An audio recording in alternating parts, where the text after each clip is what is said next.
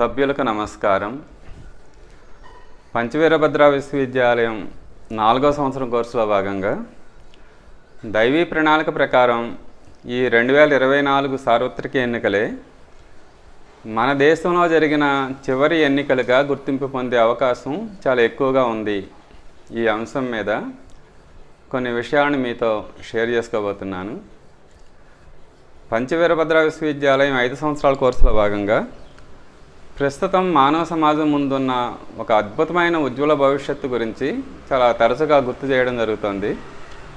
ఆ ఉజ్వల భవిష్యత్తు ఏంటి అంటే, శ్రీకృష్ణుడి యొక్క శిష్టరక్షణ కార్యక్రమంలో భాగంగా శ్రీకృష్ణుడి నిర్యాణం నుండి ప్రారంభమైన సుమారు 5,000 సంవత్సరాల దైవీ ప్రణాళికలో భాగంగా భూమిని స్వర్గంగా మార్చే వ్యవస్థలు ప్రాచుర్యాన్ని పొంది ఈ శతాబ్దం చివరి నాటికి భూమి స్వర్గంగా మారుతుంది. భూమి స్వర్గంగా మారటం అంటే భూమి మీద ఉన్న మానవ జాతి దేవతలుగా అమరులుగా జీవిస్తారు. మానవ జాతిలో ఆ డివినిటీ పెరిగి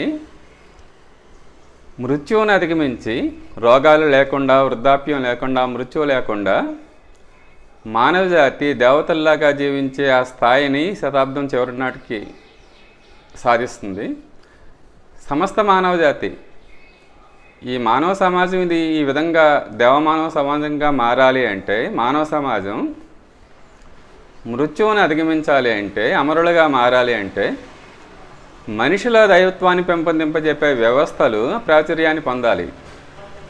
అంచేత 5,000 సంవత్సరాల దైవీ ప్రణాళిక ప్రకారం సమీప భవిష్యత్తులో ఈ భూమిని స్వర్గంగా మార్చే మనుషుల దైవత్వాన్ని పెంపొందింపజేసే ఆ వ్యవస్థల ప్రాచుర్యాన్ని పొంది ఈ శతాబ్దం చివరి నాటికి భూమి స్వర్గంగా మారుతుంది. 2025 నాటికే ఆ దైవీ ప్రణాళికకి సంబంధించిన మార్పుల్ని మనం చాలా స్పష్టంగా చూస్తామని పూజ్య గురుదేవులు పండిత శ్రీరామశర్మాచార్య చెప్పడం జరిగింది. ఏ వ్యవస్థలైతే మనుషుల దైవత్వాన్ని పెంపొందింపజేస్తాయో, ఏ వ్యవస్థలైతే మానవ సమాజాన్ని దేవమానవ సమాజంగా మారుస్తాయో, అటువంటి వ్యవస్థలు ప్రాచుర్యం పొందడానికి ఉద్దేశింపబడిన ఆ దైవీ ప్రణాళిక యొక్క మార్పుల్ని ఈ 2025 నాటికి మనం చాలా స్పష్టంగా చూస్తాము అని పూజ్య గురుదేవుల పండిత శ్రీరామశర్మాచార్య మాస్టర్కి ఇద్దరు కూడా తెలియజేయడం జరిగింది. అందుచేత ఆ 2025 నాటికి భూమిని స్వర్గంగా మార్చే వ్యవస్థల ప్రాచుర్యాన్ని పొందే అవకాశం చాలా ఎక్కువగా ఉంది అని ప్రస్తుతం ప్రపంచంలో జరుగుతున్న వివిధ సంఘటనల ఆధారంగా దైవీ ప్రణాళిక ప్రకారం ఎటువంటి వ్యవస్థలు ప్రాచుర్యాన్ని పొందవలసి ఉంది, అటువంటి మార్పులు ఏ విధంగా ప్రపంచంలో జరుగుతున్నాయి అనేది ప్రపంచంలో జరుగుతున్న సంఘటనల ఆధారంగా తెలియజేయడానికి ప్రయత్నం చేస్తున్నాం. ముఖ్యంగా మానవ జీవితాన్ని ప్రభావితం చేస్తున్న ఆ వ్యవస్థలు ఏంటి అంటే రాజకీయ, ఆర్థిక, శాస్త్ర, కళా, సాహితీ రంగాలు అని మనం అనేక సందర్భాలే చెప్పుకుంటున్నాం. ఈ 5 రంగాల యొక్క వ్యవస్థలు ఎలాగ ఉండాలి అంటే మనుషుల దైవత్వాన్ని పెంపొందింపజేసేలాగా ఉండాలి. ప్రస్తుత వ్యవస్థలు మనుషుల స్వార్థాన్ని, రాక్షసత్వాన్ని పెంపొందింపజేస్తున్నాయి, కానీ మనుషుల దైవత్వాన్ని పెంపొందింపజేయట్లేదు. కానీ భూమి స్వర్గంగా మారాలంటే ఈ వ్యవస్థలు మన మానవ జీవితాన్ని ప్రభావితం చేస్తున్నాయి. కాబట్టి ఈ వ్యవస్థలు ఏ విధంగా ఉండాలి అంటే మన జీవిత విధానం మనలో దైవత్వాన్ని పెంపొందింపజేసేలాగా ఈ వ్యవస్థలు మారవలసి ఉంది. అటువంటి సమీప భవిష్యత్తులో రాజకీయ రంగంలో ప్రాచుర్యాన్ని పొందబోయే అటువంటి వ్యవస్థ ఏంటంటే, ముఖ్యంగా రాజకీయ వ్యవస్థే ఈ ప్రపంచ మానవ సమాజాన్ని శాసిస్తోంది. మన జీవితాలని, మన జీవిత విధానాన్ని ఎక్కువగా శాసించేది రాజకీయ వ్యవస్థే. ఈ రాజకీయ వ్యవస్థ ఏ విధంగా ఉండబోతోంది, మనుషుల దైవత్వాన్ని పెంపొందింపజేస్తే ఆ రాజకీయ వ్యవస్థ ఏ విధంగా ఉండబోతుంది అనేది పూజ్య గురుదేవులు ఏమని తెలియజేశారు అంటే, ప్రతి దేశంలో కూడా ఇప్పుడున్న ఈ మల్టీ పార్టీ సిస్టమ్ కాకుండా, అనేక పార్టీలు కాకుండా ఒకే ఒక ప్రజా పార్టీ ఉంటుంది. ఆ ప్రజా పార్టీ ద్వారా ఎన్నుకోబడిన వ్యక్తులతో ఆ ప్రభుత్వం ఏర్పడుతుంది, శాసన వ్యవస్థ ఏర్పడుతుంది. సామాన్యులకు ఓటు హక్కు అనేది ఆ స్థానిక సంస్థలకే పరిమితం అయ్యి చట్టసభల్లో ఉండే వ్యక్తుల్ని ఇంటెలెక్చువల్స్ ఎన్నుకుంటారు. దేశంలో అనేక పార్టీల బదులు ఒకే ఒక ప్రజా పార్టీ ఉంటుంది అని ఆయన తెలియజేయడం జరిగింది. మరి అటువంటి వ్యవస్థలు ప్రపంచంలో ప్రస్తుతం ఏమన్నా ఏర్పడి ఉన్నాయా అంటే, మనం రాబోయే నెక్స్ట్ సంవత్సరానికి ఈ వ్యవస్థలు ప్రాచుర్యం పొందే అవకాశం చాలా ఎక్కువగా ఉంది అని అనుకుంటున్నాం. 2025 నాటికి దైవీ ప్రణాళికకు సంబంధించిన మార్పులు మనం స్పష్టంగా చూడాలంటే ఆ వ్యవస్థలు ఇప్పటికే చాలా స్పష్టంగా రూపుదాల్చి ఉండాలి. అటువంటి ఆ రాజకీయ వ్యవస్థ ఆల్రెడీ చైనాలో ఉంది అనేది మనం అనేక సందర్భాల్లో గుర్తు చేసుకుంటున్నాం. ఆ చైనాలో ఉన్న రాజకీయ వ్యవస్థ ఎటువంటిది అంటే, ఆ పూజ్య గురుదేవులు తెలియజేసిన ఒకే ఒక ప్రజా పార్టీ, కమ్యూనిస్ట్ పార్టీ ఉంటుంది ఆ దేశంలో. అంతేకాకుండా చైనా అతి తక్కువ టైంలో అమెరికా 275 సంవత్సరాల్లో 250 సంవత్సరాల్లో ఒక అగ్రరాజ్యంగా మారితే, చైనా కేవలం 40 సంవత్సరాల్లో అమెరికాకి ధీటుగా అగ్రరాజ్యంగా మారింది. ఆ చైనా యొక్క వేగంగా డెవలప్ అవడానికి కారణం ఏంటంటే, ప్రపంచంలో ఒక అగ్రరాజ్యంగా మారడానికి కారణం ఏంటంటే, చైనాలో ఉన్న సుస్థిర రాజకీయ వ్యవస్థే అని అనేక మంది విశ్లేషకులు ఆ వ్యవస్థను మెచ్చుకుంటున్నారు. అంచేత చైనాలో ఆల్రెడీ ఏర్పడి ఉంది. ఈ చైనాలో మాత్రమే కాకుండా ప్రస్తుతం సూక్ష్మ జగత్తులో ఆ దైవీ ప్రణాళిక పూర్తయి ఉండడం వల్ల, సూక్ష్మ జగత్తులో ఈ భూమిని స్వర్గంగా మార్చే ఆ రాజకీయ వ్యవస్థ యొక్క నిర్మాణం పూర్తయి ఉండడం వల్ల, ఆ సూక్ష్మ జగత్తు యొక్క ప్రేరణ వల్ల సమీప భవిష్యత్తులో ప్రతి దేశంలో కూడా ఇటువంటి రాజకీయ వ్యవస్థ ఏర్పడుతుంది. ఒకే ఒక ప్రజా పార్టీతో ఉన్న రాజకీయ వ్యవస్థ ఏర్పడుతుంది. ప్రస్తుతం రాజకీయ రంగంలో ఉన్న వ్యక్తులు ఆ దిశగా మీరు మారండి. రాబోయే రోజుల్లో ఆ రాజకీయ రంగంలో పెను మార్పులు ఈ విధంగానే సంభవిస్తాయని పూజ్య గురుదేవులు 40 సంవత్సరాల క్రిందటే తెలియజేయడం జరిగింది. మాస్టర్కి ఏం చెప్తూ ఉంటారంటే, దైవీ ప్రణాళికకు సంబంధించిన మార్పుల్ని గురువులు సూక్ష్మ జగత్తులో పూర్తి చేస్తారు. మనం 5000 సంవత్సరాల నుంచి శ్రీకృష్ణ యొక్క దుష్టశిక్షణ కార్యక్రమం కౌరవ సామ్రాజ్య పతనం అయితే, శిష్టరక్షణ కార్యక్రమం భూమిని స్వర్గంగా మార్చడం అని మనం అనేక సందర్భాలు చెప్పుకుంటున్నాం. ఈ భూమిని స్వర్గంగా మార్చడానికి కావాల్సిన 5000 సంవత్సరాల దైవీ ప్రణాళికని ఆయన హిమాలయాల్లో ఉన్న ఋషులకి అందజేసి ఆయన శరీరం వదిలేశారని కూడా చెప్పుకుంటున్నాం. ఈ భూమిని స్వర్గంగా మార్చే ఆ మార్పుల్ని ఈ ఋషులు, గురువులు సూక్ష్మ జగత్తులో పూర్తి చేస్తారు అని మాస్టర్గా చెప్పడం జరిగింది. ఆల్రెడీ పూర్తి చేసేసారు. 2011 నాటికి ఆ మార్పులు పూర్తి అయిపోయాయని కూడా ఆయన చెప్పడం జరిగింది. మరి ఆ మార్పులు భూమి మీద ఎప్పటికీ మార్పు కనిపిస్తాయి అనేది మన యొక్క ప్రయత్నం మీద ఆధారపడి ఉంటుందని కూడా ఆయన చెప్పడం జరిగింది. వాళ్ళకు ముందు ఒక ఇల్లు ఎలా కట్టుకోవాలనేది ఒక నమూనా, మనం ఒక ప్లాన్ తీసుకుంటాం. అది ఎప్పుడు కట్టుకుంటాం అనేది మన ప్రయత్నం మీద ఉంటుంది. అదేవిధంగా సూక్ష్మ జగత్తులో భూమిని స్వర్గంగా మార్చడానికి కావాల్సిన వ్యవస్థల ప్రాచుర్యాన్ని పొందే ఆ మార్పులన్నీ కూడా సూక్ష్మ జగత్తులో పూర్తి అయిపోయాయి. ఎప్పటికి భూమి మీద దిగుతుంది అంటే మానవ జాతి యొక్క ప్రయత్నం మీద ఆధారపడి ఉంటుంది అన్నారు. చైనాలో అటువంటి ప్రయత్నం వాళ్ళు చేశారు కాబట్టి ఆ సిస్టమ్ చైనాలో వచ్చింది. అదేవిధంగా ఆ దిశలో అక్కడున్న రాజకీయ పార్టీలు కనుక కొంతమంది వ్యక్తులు కనుక ప్రయత్నం చేస్తే ఆ మార్పులు త్వరగా వస్తాయి. చైనాలో ఆ మార్పు త్వరగా వచ్చింది. అది అక్కడున్న వ్యక్తుల వల్ల కావచ్చు, లేదా గురువుల యొక్క ప్రేరణతో కావచ్చు. ఆ మార్పు ఆల్రెడీ చైనాలో ఏర్పడింది. కానీ ఇది ప్రపంచవ్యాప్తంగా ఏర్పడాలి. ఆ సూక్ష్మ జగత్తులో ఆ నెలకొని ఉన్న ఆ మార్పులను దృష్టిలో పెట్టుకునే మాస్టర్కి ఆ 1999 సార్వత్రిక ఎన్నికలే మన దేశంలో జరిగే చివరి ఎన్నికలు అవుతాయని ఆయన చెప్పడం జరిగింది. ప్రస్తుతం మనం ఈ రాబోయే 2024 ఎన్నికలే చివరి ఎన్నికలు అయ్యే అవకాశం ఉంది. ఆ చివరి ఎన్నికలుగా గుర్తింపు పొందే అవకాశం ఉంది అనే అంశం మీద మనం మాట్లాడుకుంటున్నాం. వాస్తవానికి 2024 ఎన్నికల గురించే కాదు, 1999 ఎన్నికలనే మాస్టర్కి ఏం చెప్పారు అంటే ఇవి చివరి ఎన్నికలు అవుతాయి అన్నారు. ఎందుకంటే సూక్ష్మ జగత్తులో అంత వేడి ఉంది, ఊపు ఉంది, ఆ వాతావరణం పూర్తయిపోయింది. కాబట్టి ఏమాత్రం ప్రయత్నం చేసినా సరే ఆ 1999 ఎన్నికలే చివరి ఎన్నికలయ్యి భూమిని స్వర్గంగా మార్చే ఆ రాజకీయ వ్యవస్థ మన దేశంలో ఏర్పడి ఉండేది. ఆ 2003లో అప్పటి ఉప ప్రధాని శ్రీ ఎల్కే అద్వానీ అన్ని పార్టీలతో కూడిన జాతీయ ప్రభుత్వం ఏర్పాటు గురించి ఆయన ప్రతిపాదన చేశారు. 2003లోనే 1999లో సార్వత్రిక ఎన్నికలు జరిగితే ఆ ఎన్డీఏ ప్రభుత్వం వాజ్పేయి సారథ్యంలో ప్రభుత్వం ఏర్పడింది, కేంద్ర ప్రభుత్వం బీజేపీ ఆధ్వర్యంలో. అప్పటి ఉప ప్రధాని వాజ్పేయి ప్రధానమంత్రిగా ఉన్నారు, అద్వానీ ఉప ప్రధానిగా ఉన్నారు. అద్వానీ చేసిన ప్రపోజల్ ఏంటంటే దేశం ఎదుర్కొంటున్న సమస్యలను పరిష్కరించడానికి, దేశం వేగంగా అభివృద్ధి చెందాలి అంటే అన్ని పార్టీలతో కూడిన ఒక జాతీయ ప్రభుత్వాన్ని మనం ఏర్పాటు చేద్దాం. ఈ రకరకాల సిద్ధాంతాల పేరుతో రకరకాలుగా మనం విభేదించడం కాదు, రాజకీయ నిర్ణయాలని మనం కరెక్ట్గా తీసుకోలేకపోతున్నాం అనేక పార్టీలు ఉండడం వల్ల. చేత అందరం కలిసి ఒక అవగాహనకు వచ్చి ఒక జాతీయ ప్రభుత్వం ఏర్పాటు చేద్దామని ఆయన ప్రతిపాదన చేయడం జరిగింది. ఆ ప్రతిపాదన కనుక అమలు జరుగుంటే ఆ 1999 ఆ ఎన్నికలే చివరి ఎన్నికలు అయి ఉండేవి మాస్టర్గా చెప్పినట్టు.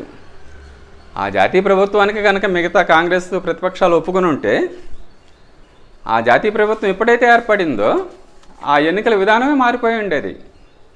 ఏదో ఒక పార్టీయో కూటమో ఒక ప్రభుత్వాన్ని ఏర్పాటు చేయడం కాకుండా అన్ని పార్టీలు కలిసి ఈ ప్రభుత్వాన్ని ఏర్పాటు చేయాలంటే ఎటువంటి ఎన్నికల వ్యవస్థ ఉండాలి అనేది వాళ్ళు ఆలోచించుండేవారు. అప్పుడు ఈ గురువులు చెప్పిన మార్పులు 2004 నాటికి వచ్చుండేవి.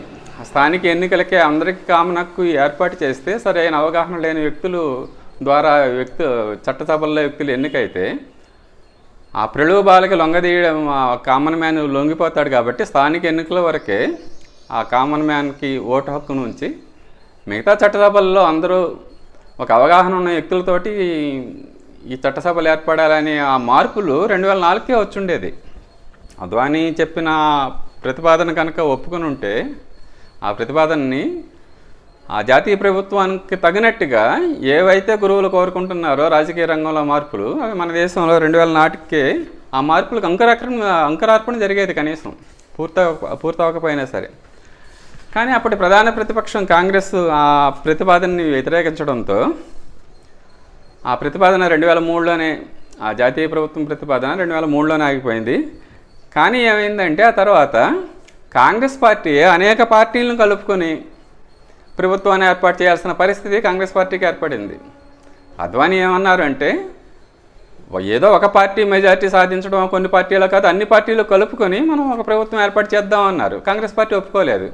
కానీ 2004లో కాంగ్రెస్ పార్టీకి ఎటువంటి పరిస్థితి ఏర్పడింది అంటే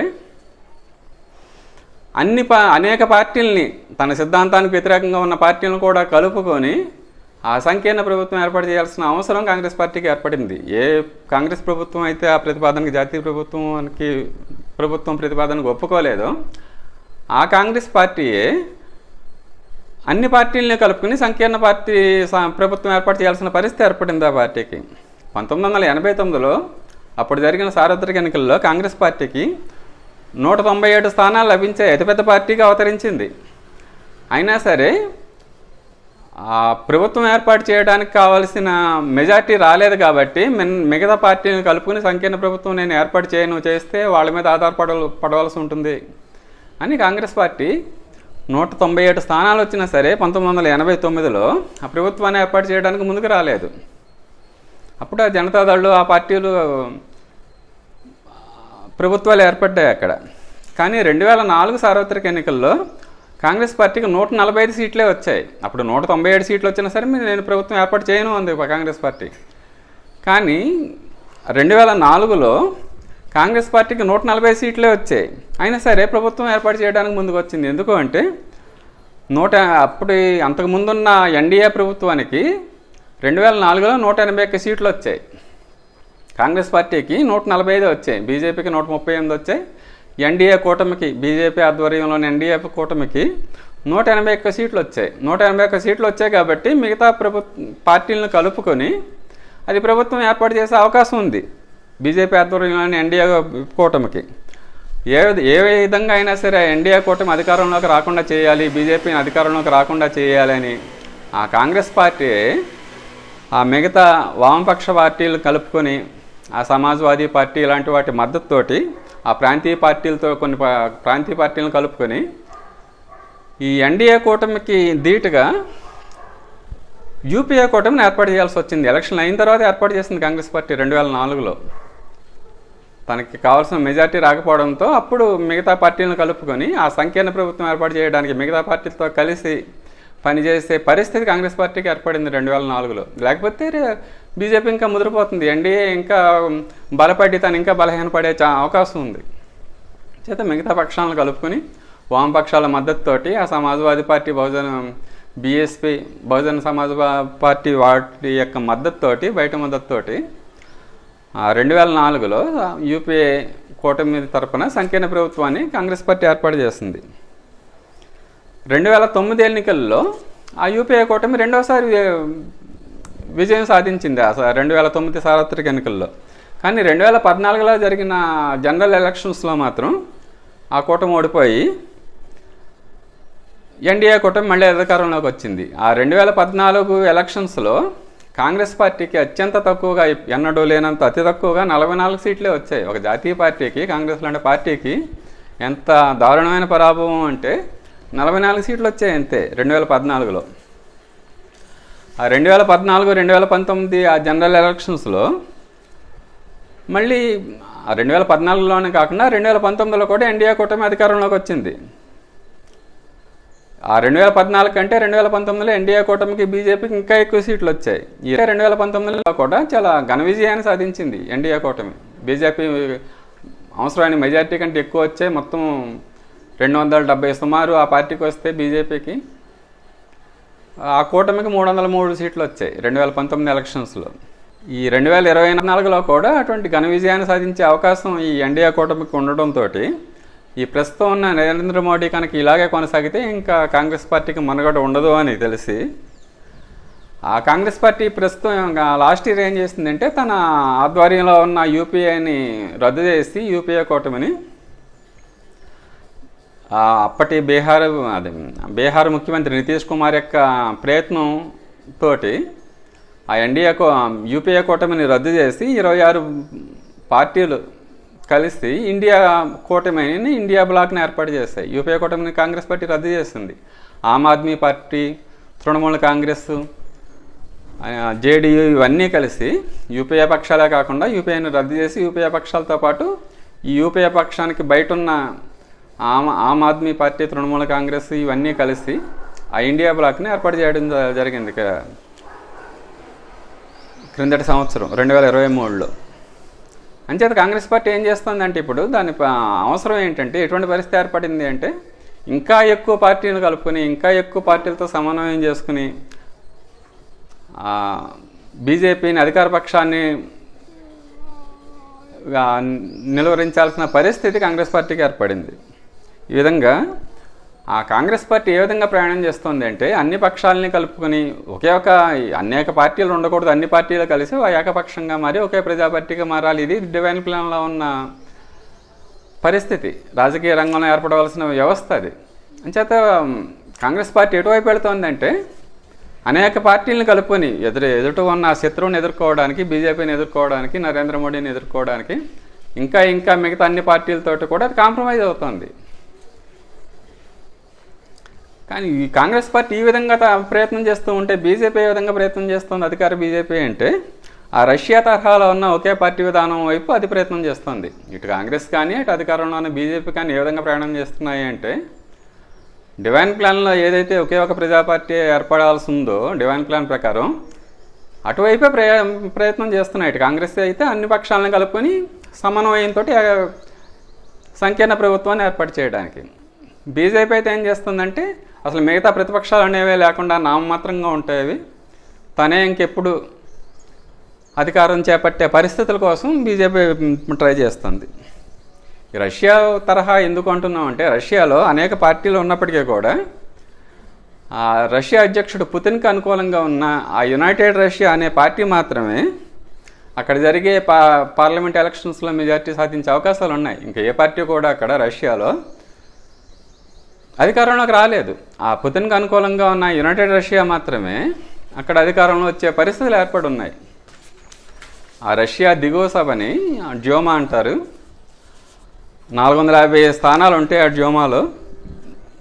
ఈ మధ్యకాలంలో జరిగిన ఆ రష్యా పార్లమెంట్కి జరిగిన ఎలక్షన్స్లో 2011లో 450 స్థానాలకి 238 సీట్లు వస్తే ప్రతి 5 ఏళ్ళకి ఒకసారి ఎలక్షన్స్ జరుగుతూ ఉంటాయి ఆ డ్యూమాకి.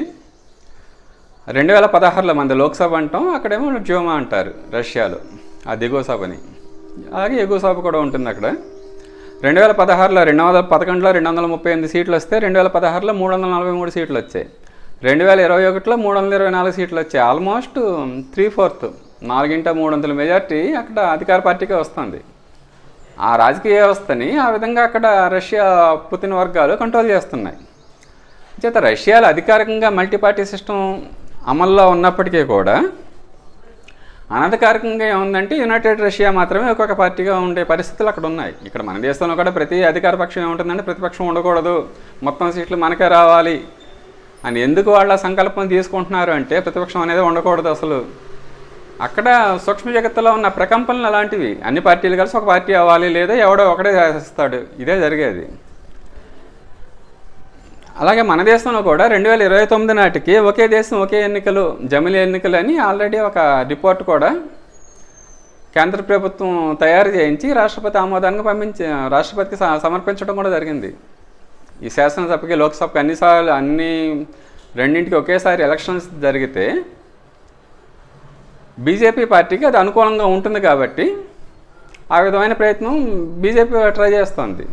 ఆ ప్రతిపక్షం ఏముంటుందంటే ఈ ఒకే పార్టీ ఒకే దేశం ఒకే ఎన్నికలు కనుక జరిగితే రాబోయే రోజులు ఇంకా ఎలక్షన్స్ అనేవి ఉండవు, బీజేపీ ఇంకా పూర్తిగా అధికారంలో ఉంటుంది, రష్యా తరహాలో నరేంద్ర మోడీ పరిపాలించడానికి ప్రయత్నం చేస్తున్నారా అని ఆల్రెడీ కాంగ్రెస్ ప్రెసిడెంట్ మల్లికార్జున ఖర్గే అంటున్నారు కూడా. ఇంకా రాబోయే రోజుల్లో ఇంకా ఒకే దేశం ఒకే ఇంకా ఎన్నికలు ఉండవు అనే నినాదం ఉంటుంది తప్ప ఒకే దేశం ఒకే ఎన్నికలు కాదు, అది అలా మారుతుంది, అసలు ఎన్నికలే ఉండవు, అపరిస్థితి వస్తుంది అని చాలామంది సీనియర్ జర్నలిస్టులు కూడా చెప్తున్నారు. ఏమో ఇప్పుడు ఒకే దేశం ఒకే ఎన్నికలు అంటున్నారు, మళ్ళీ రేపు ఒకే దేశం ఒకే పార్టీ అంటారేమో, ఎవరు ఆ రాజ్యాంగాన్ని ఆ విధంగా మార్చేస్తారేమో అని. మరి సూక్ష్మ జగత్తులో అటువంటి వాతావరణం ఉంది కాబట్టి మార్పు అటే జరుగుతుంది. అది మీరు ఇష్టపడి చేస్తారా బలవంతంగా చేస్తారా అది వేరు, కానీ మార్పు ఆ విధంగానే జరుగుతుంది. చేత రష్యా తరహాలో ఆ బీజేపీని ఏకైక పార్టీ కింద నిలబెట్టడానికి నరేంద్ర మోడీ ప్రభుత్వం ప్రయత్నం చేస్తోంది. ఆ ప్రయత్నానికి ఎందుకు మద్దతు లభిస్తుంది అంటే సూక్ష్మ జగత్తు ప్రకంపనలు అలా ఉన్నాయి. ఆ ప్రయత్నం అన్ని నిలువరించాలంటే ఇక్కడ అన్ని పార్టీలు కలవాలి, అది జరుగుతోంది. ఈ ఎలక్షన్స్ గురించి మాస్టర్కి ఆ 99లోనే ఇంకా ఏం చెప్పారు అంటే అవే 1999 ఎన్నికలే ఈ చివరి ఎన్నికలు అవుతాయి అనడమే కాకుండా ఈ డెమోక్రసీ అంటే అసలు మూర్ఖులు తెలివైన వాళ్ళ మీద రాజ్యం చేయడం అన్నారు ఆయన. ఒక కామన్ మ్యాన్ దేశం అంటే ఏంటో, వ్యవస్థలు ఏ విధంగా ఉండాలో, జీవిత విధానం ఏ విధంగా ఉండాలో, భవిష్యత్తు ఏ విధంగా ఉండాలో అవగాహన లేని వ్యక్తులు ఆ చట్టసభల్లో ఉండే వ్యక్తుల్ని ఎన్నుకుంటున్నారు. ప్రలోభాలకు లొంగిపోయే వ్యక్తులు, కులానికి లొంగిపోయే మతానికి లొంగిపోయే వ్యక్తులు ఆ చట్టసభల్లో ఉండే వ్యక్తులను ఎన్నుకుంటున్నారు. అది అంటే మూర్ఖులు తెలివైన వాళ్ళ మీద రాజ్యం చేయడమే, చేత డిక్టేటర్షిప్పే కరెక్ట్ అన్నారు ఆయన. అంతేకాకుండా ఆయన ఏమన్నారంటే ఇప్పుడున్న రాజకీయ నాయకులు మారాలి, లేకపోతే వాళ్ళు మర్డర్ చేయబడతారు లేదా జైల్లో పెట్టబడతారు. ఇటీవల రాజకీయ నాయకులు ఎక్కువ మంది జైలుకి వెళ్ళడం కూడా మనం చూస్తున్నాం. ఆయన 99లోనే చెప్పారు ఆయన, వాళ్ళు మర్డర్ చేయబడతారు లేదా జైల్లోకి వెళ్ళబడతారు. వీళ్ళని మర్డర్ చేయడం ప్రకృతికి ఒక లెక్క కాదు అన్నారు ఆయన. ఎందుకంటే ఒక హార్ట్ స్ట్రోక్ ఇచ్చిందంటే అడ్రస్ లేకుండా పోతారు. ఆయన అంత సీరియస్గా చెప్పారు. ఇప్పుడున్న రాజకీయ నాయకులు మారాలి, ఐడియల్ పర్సన్స్గా మారాలి, రాబోయే రోజుల్లో యోగులే రాజ్యం వెళ్తారని కూడా ఆయన చెప్పడం జరిగింది. ఎవరైతే ఆదర్శవంతులో వాళ్ళే రాజ్యాన్ని వెళ్తారు రాబోయే రోజుల్లో, అటువంటి మార్పులే జరుగుతాయని కూడా చెప్పడం జరిగింది. అది 1999 ఎలక్షన్స్ సందర్భంగా చెప్పారు.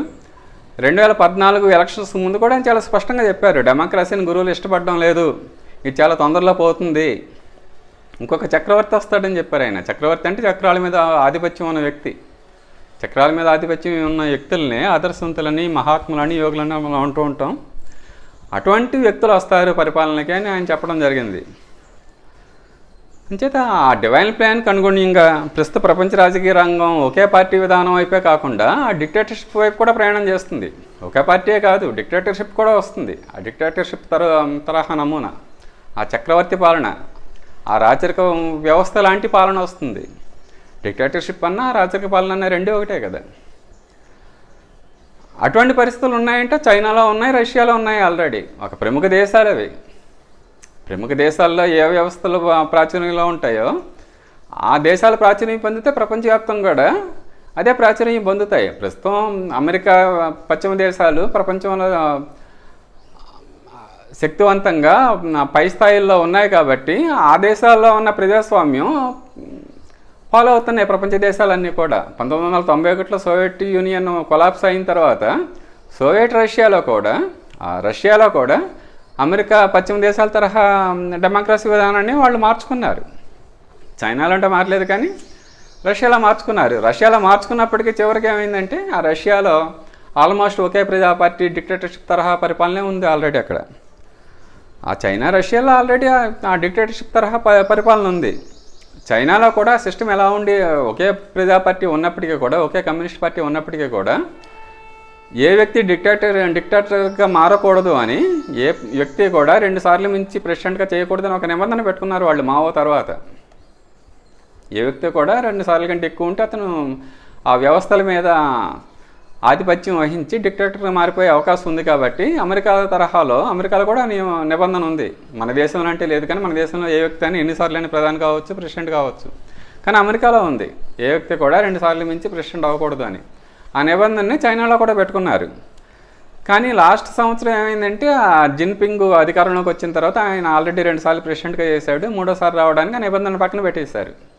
ఇప్పుడు ఆయన గత సంవత్సరమే 3వసారి ప్రెసిడెంట్ అయ్యాడు జిన్పింగ్ చైనాలో. అంచేత చైనాలో ఈ ప్రస్తుతం ఏముందంటే ఆల్మోస్ట్ డిక్టేటర్షిప్. అది రష్యాలో కూడా నిబంధన ఉంది, 2 సార్లు మించి ఏ వ్యక్తి కూడా ప్రెసిడెంట్గా చేయకూడదు.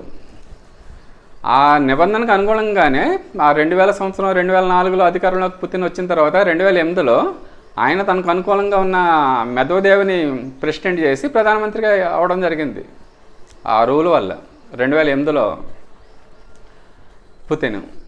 కానీ ఆ 2012లో మళ్ళీ ఆయనే ప్రెసిడెంట్ అయ్యాడు, 2018లో కూడా అయ్యాడు, 2 సార్లు అయ్యి ఆ నిబంధన పక్కన పెట్టేశారు. ఇప్పుడు 3వసారి 2024 మన జరిగిన ఎలక్షన్లో కూడా ఆయనే 87% ఓట్లతోటి మళ్ళీ ప్రెసిడెంట్ అయ్యాడు. 5వసారి ప్రెసిడెంట్గా అయ్యాడు ఆయన. ఇటు చైనాలో కానీ రష్యాలో కానీ ఆల్రెడీ ఆ డిక్టేటర్షిప్పే ఉంది. ఈ 2024 ఎన్నికల్లో బీజేపీ కనుక ఘన విజయం సాధిస్తే ఆ ప్రస్తుతం ఈ మన ప్రధాని నరేంద్ర మోడీ జిన్పింగ్ పుతిన్లాగే ఒక శక్తివంతమైన నాయకుడిగా మారి ఈ ఎన్నికల విధానమే మారిపోయి మన దేశం కూడా అటువైపే ప్రయాణం చేస్తుంది. ఒకవేళ ఇప్పుడు జరిగే ఎన్నికల్లో కనుక బీజేపీ మెజారిటీ సాధించలేకపోతే ఏమవుతుంది అంటే ఆ కాంగ్రెస్ పార్టీ ఆ నేతృత్వంలో ఒక బృహత్ సంకీర్ణ ప్రభుత్వం ఏర్పడి బహుశా బీజేపీని కూడా కలుస్తుంది. అప్పుడు ఆ సంకీర్ణ ప్రభుత్వంలో ఇప్పుడైతే బీజేపీకి మెజారిటీ లేకపోతే బీజేపీలో కూడా చాలా గందరగోళం వచ్చేస్తుంది. ఎందుకంటే ఇప్పుడున్న బీజేపీలో కూడా అందరూ బీజేపీ వ్యక్తులే కాదు, 303 మంది బీజేపీ ఎంపీలు ఉంటే అందులో 110 మందే కేవలం బీజేపీకి పార్టీకి సంబంధించిన వాళ్ళు. మిగతా వాళ్ళందరూ అనేక పార్టీల నుంచి వచ్చిన వాళ్ళే. ఎప్పుడైతే మెజారిటీ రాలేదో అనేక పార్టీల నుంచి వచ్చిన వాళ్ళు మళ్ళీ వెనక్కి వెళ్ళిపోతారు, చాలా గందరగోళాలు అవుతాయి. అయితే బీజేపీ అధికారంలోకి వచ్చి ఆ పుతిన్ జిన్పింగ్ లాగా నరేంద్ర మోడీ డిక్టేటర్షిప్ వైపు దేశం వెళుతుంది. ఆయన కూడా ఒక డిక్టేటర్లో మారి. లేదు మెజారిటీ రాకపోతే ఏమవుతుందంటే అన్ని పార్టీలు కలిసి ఆ జాతీయ ప్రభుత్వం ఏర్పడే అవకాశం కూడా చాలా ఎక్కువగా ఉంది ఈ 2024లో. ఏదేమైనప్పటికీ కూడా 2 విధాల్లో ఏది జరిగినా బీజేపీ అధికారంలోకి వచ్చినా రాకపోయినా ఆ డివైన్ ప్లాన్కి అనుగుణంగా ఈ 2024 ఎన్నికలే మన దేశంలో చివరి ఎన్నికలయ్యే అవకాశం చాలా ఎక్కువగా ఉంది. సరే, కానీ మాస్టర్గా చెప్పింది ఏంటంటే ఆ చక్రాల మీద ఆధిపత్యం ఉన్న చక్రవర్తి వస్తాడు, యోగులు రాజ్యం వెళ్తారు అన్నారు. కాబట్టి ఒక మహాత్ముడు, ఒక అజాతశత్రువు, ప్రతిపక్షాలు ఉండకూడదనే వ్యక్తులు కాకుండా ప్రతిపక్షాలను కూడా కలుపుకుపోగలిగే వ్యక్తి ఒక అజాతశత్రువు. అజాతశత్రువు అంటే శత్రుత్వం లేని వ్యక్తి. అతనిలో శత్రుత్వం పుట్టదు అసలు ఎవరి మీద. ఒక వాజ్పేయి లాంటి వ్యక్తులు ఉన్నారు అలాగా, పివి నరసింహరావు కానీ. ప్రతిపక్షాలతో వాళ్ళు మరీ ఇప్పుడున్న విధంగా అధికారపక్షం ప్రతిపక్షాలు ఇదివరకు అంత విమర్శలు చేసుకునేవి కాదు, చాలా దారుణంగా ఒకరినొకరు విమర్శలు చేసుకుంటున్నారు. అలా కాకుండా అన్ని పక్షాలని కలుపుకోగలిగే ఒక అజాతశత్రువు మన దేశానికి పాలకుడిగా వచ్చి ఆ భిన్నత్వంలో ఏకత్వాన్ని సాధించగలిగినప్పుడే ఆ రాజకీయ వ్యవస్థ ఎలా ఉండాలంటే భిన్నత్వంలో ఏకత్వాన్ని సాధించాలి. అది మన జీవిత విధానంలో భారతదేశంలో మనం సాధించగలిగాం. ఇప్పుడున్న రాజకీయ వ్యవస్థలు కూడా భిన్నత్వంలో ఏకత్వాన్ని సాధించగలిగి మన దేశం యొక్క రాజకీయ వ్యవస్థ ప్రపంచ రాజకీయ వ్యవస్థకి ఆదర్శంగా మారాలి అని గురువులు చేర్చుకున్న మార్పులు వచ్చి మన భవిష్యత్తు ఉజ్వలంగా మారాలి అని కోరుకుందాం. జై గురుదేవాణి.